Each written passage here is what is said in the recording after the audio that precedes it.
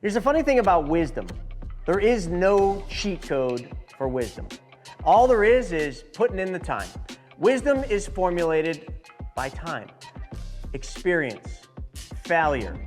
So how is it that you gain the necessary things you need to become wise, as they would put it, without having to spend most of your life like myself?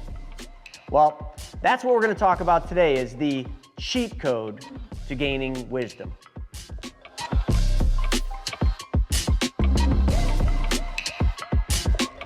So I've done a lot of things in my life. I've run a lot of businesses, and all of those businesses came with lessons. Some were easy lessons, some were hard lessons, some were fun lessons. But one of the things I realized in every single endeavor that I went into, whether it was my first business or the current business I'm in, every single time I reached a plateau, a point where the knowledge I had through schooling, through personal experience, was maxed out. And I didn't know how to get to the next level. Going back to when I was 16 and I started my first clothing line in the basement of my mom's house. It was called Fat Clothing Company. All the information and the wisdom I gathered to build that company and to take it to where I did came from my teachers. My teachers in school, my art teacher, Mr. Mahalski, they had the wisdom because they had done the things that I needed for decades.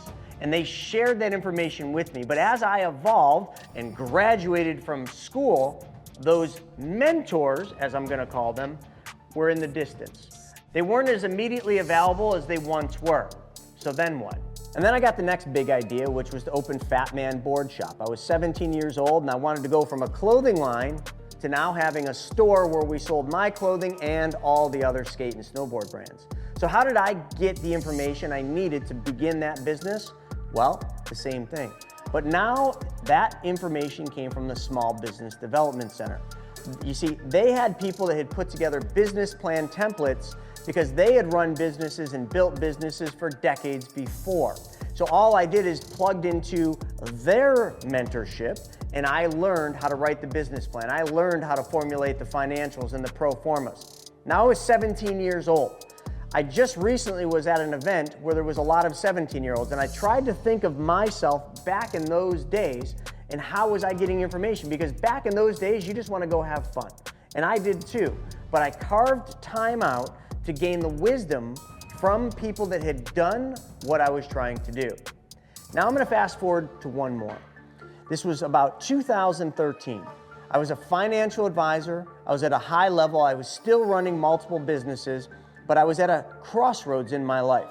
I didn't know what direction I wanted to go. Did I want to be a big Wall Street investor? Did I want to be a real estate investor? Or did I want to go a completely different direction? So I was lost, and I needed to find someone that had the wisdom to guide me down the path. And I remember that wisdom came in the form of a mastermind. That mastermind was $5,000. That was a lot of money for me. And I remember I swiped the credit card to go to this mentor's house. He was doing a mastermind at his house. In that mastermind, the reason I wanted to go was gonna have all sorts of unbelievable people. The founder of Make-A-Wish, the founder of UGG Boots, the founder of Pictionary, all the way up to surgeons and docs and just superstars. Of course, I wanted to be there. Number one, I was a financial advisor. If I could get business from one of these people. So that's how I rationalized the $5,000. I'm like, out of all these people, there's gotta be one that I'll be able to do business with and make back this $5,000. You see, that's the way my mind used to think. When I got to that event, I was like a fish out of water. I didn't know who I was. I didn't have an identity. So when people asked me, well, what do you do? That was always the question. I was lost. Was today the day I was going to be a real estate investor and a flipper? Or was today the day I was going to be the financial advisor? Or was today the day I was just going to be open, saying, you know, I'm a bit lost and I'm here to try to find my path. As you probably can imagine, my ego took the best of me and I was not open. I had to be a chameleon. Depending on who asked me, that was the answer I gave. But internally, I was at war with myself. I remember going up to the guy that put the event on. His name was Greg. And I said to Greg, because he knew a little bit about me, I said, Greg, I need the best advice you can give me. He puts his hand on my shoulder, he leans into me, and he says this: give your best stuff away for free. Now, he was really excited about giving me that advice. That was wisdom at its finest hour from Greg. Me, the receiver, I was pissed. I was thinking, I just spent $5,000 to fly all the way out here to California to come to your house for you to tell me to just give it all away for free. That's the answer. Well, as you all know now, with almost 1,000 YouTube videos, 6 live webinars every single week, all which are completely free, I took the advice to give my best stuff away for free. You see, I learned that that was the greatest wisdom I could get.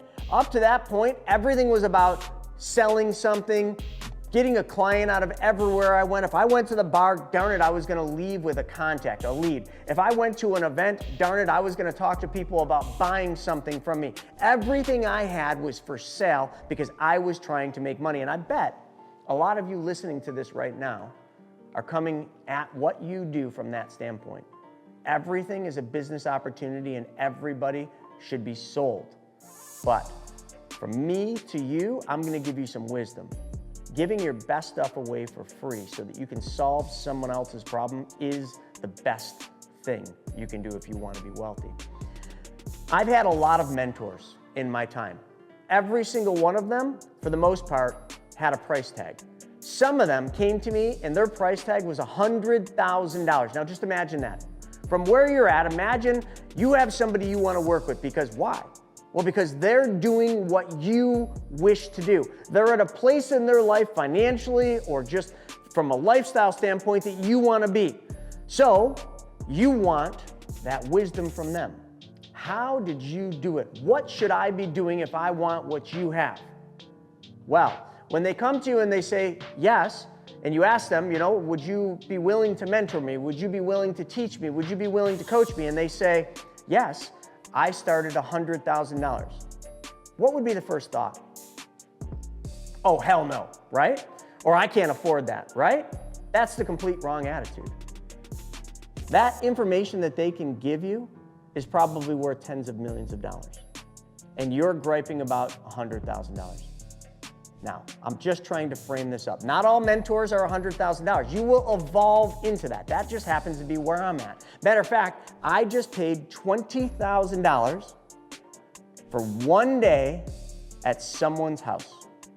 One day to be invited to someone's house to ask them the questions. And I don't even know what those questions are, but I know by myself spending 20 grand, I get inside of his inner circle, if you will. I get to then get him to know who I am. And then I can also seed where I want him to go next, because then when he's thinking of a guest for his podcast, which gets millions of downloads, my name comes up. When he's thinking about someone that's going to talk about wealth or the infinite banking concept or just something as simple as how to get all the money back for every single sports car you ever buy, drive, and own, my name will be top of mind. The buy-in was $20,000. You see, I didn't even have to think about that. I saw him on stage at an event that I keynoted, and he offered it. And he says, I know it's going to be more than most people in here want to spend, and that's okay. I'm not looking for most people. I'm looking for the right people. My card came out. I immediately clicked the link, and I swiped that card. And when I went out and told my team, there wasn't one person that was like, oh my God, why would you do that? They all knew that $20,000 fee will turn into millions of dollars. So how are you valuing wisdom? How do you value it in your everyday life? Are you going out there and helping people solve their problems so that you can learn one new thing? Just think of going to somebody that's 80 years old. What wisdom do they have? More than you could get in a lifetime in some cases. So your journey to getting wisdom will be different than the next person's. It will be different than mine. And your budget for getting wisdom, coaching, and mentorship will be very different in the beginning than it will be at, say, my stage. You see, my very first mentor, I'll never forget it. I'm in California at a mastermind. It was actually called Secret Knock. It's not a mastermind. And this guy got up on stage. His name was Scott. And Scott was telling stories, and there was something about his stories, his journey, the fact that he was partners with Richard Branson, he did a private airline, and he lost it all, and then he was rebuilding it all back up. But he had contacts from his experience and his partnership with Richard Branson that allowed his second rise to the top to happen much quicker, because he had lost it all in 2008. He had lost it all. But now, to get back to where he was would take him half the time because he had the wisdom. I related to his story. I sat him down, me and my wife, after he spoke, and I said, would you coach us? And then the magic thing, he had a price. It was $2,500 a month. Now that doesn't sound like a lot when I say 20 grand or 100 grand, but back then, $2,500 a month was more than I had. But guess what I did? I spent it. I put it on a credit card, not knowing how I was going to pay it back, not knowing the outcome. What Scott was able to do is teach me systems and processes. He came into our business and flipped it upside down in a matter of 3 months because he developed systems and processes that allowed our real estate business, which was a complete chaotic mess, to now operate with key policy indicators, data, systems, and processes. Now, once we went through that period, there always comes a hard point with every single mentor you will ever work with. There comes a point where you have gotten everything you need from them, and it is time to say thank you and goodbye. I have had to do this time and time again, because a mentor can only get you to a certain point, and that's their role. When you get there, it's time to find the next mentor. And every mentor will have a shelf life for you. And I don't say that in a bad way. I'll give you an example. I had a mentor that was a billionaire, or actually I'm going to say just under a billionaire, but who's keeping track at that stage? I brought him on to help me build a company to exit, a company I am still running today. I wanted to know, how do I set this company up from day one to be sold for $350 million? Why did I seek out the coaching and mentorship from this individual? Well, it's because he exited a company for $800 million. If he had done it, he can tell me how to do it. I paid him $5,000 a month. And what did I get for that? About 1 hour of his time a month. Think about that.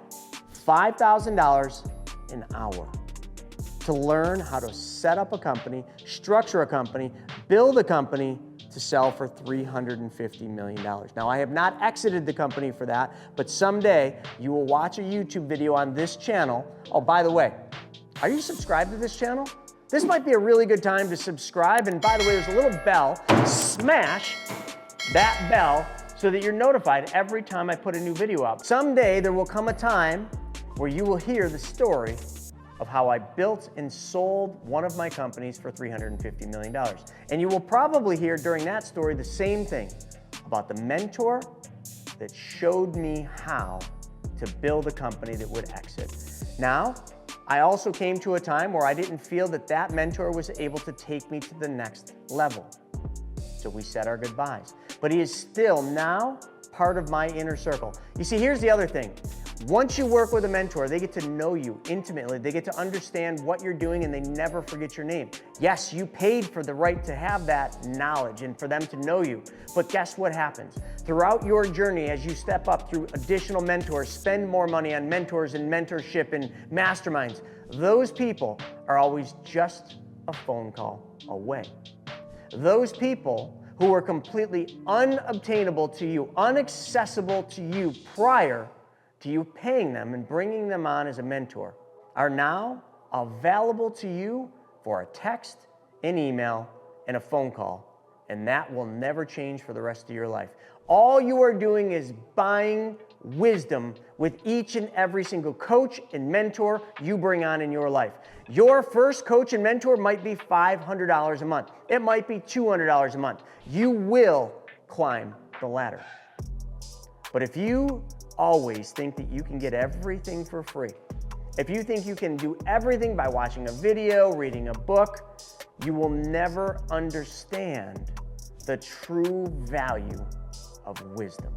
Peer mentorship and community can be a very difficult thing to find. It seems like they're everywhere on social media, but you are looking for a needle in a haystack. You are looking for that one person that fits your need, that one person that has the wisdom to get you where you want to be. So how do you find that person? They're not going to just come knocking on your door. although that does happen. You're gonna find them by putting yourself in the place where they would be. Why would a mentor that will teach you how to build a $350 million company, how will you find them? Well, you will go to an event where someone that's worth $350 million would be, which would normally be like a charity event, a high-profile mastermind, or an event that they might be keynoting. You have to put yourself in the environment. You have to find the community that serves your calling, because they will not seek you out. As a matter of fact, the ones that do seek you out, that do hit you up on social media, are generally the absolute wrong people. Not always, but usually, because they're trying to sell you something, and they're doing that. You are trying to find somebody that is not for sale. You are trying to find somebody that you can't hire, but somebody that will take you on as a mentoree if they think they can solve your problem. See, that's what happens. The higher the caliber person, the more they have a desire to solve your problem, because that's what it becomes. It becomes a point of service for us. We get to a certain point where money isn't really the determining factor. It's our calling. How can we serve others? How can we help others obtain what they need and solve their problem? Because at some point in life, you hit this, I don't know what you call it, this level. You hit this level where you start to really understand giving. And that is all you focus your time and energy on.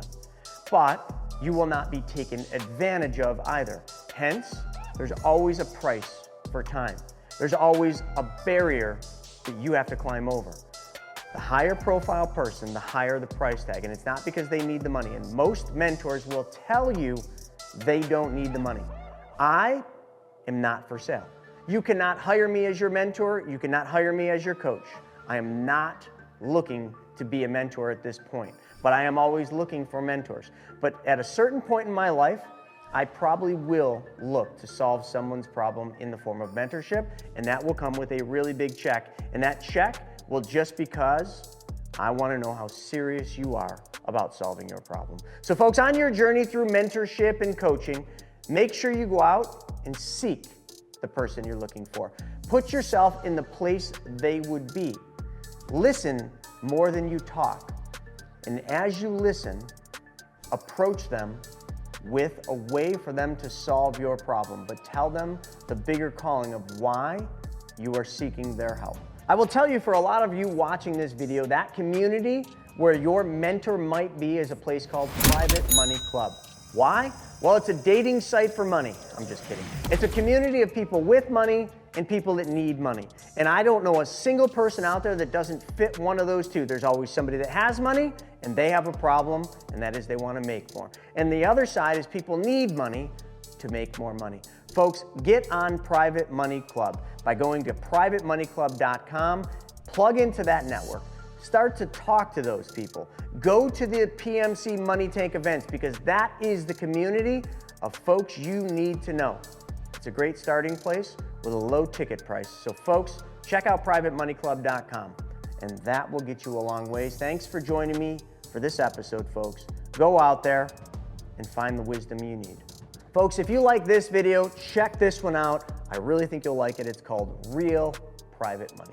See you on the next one.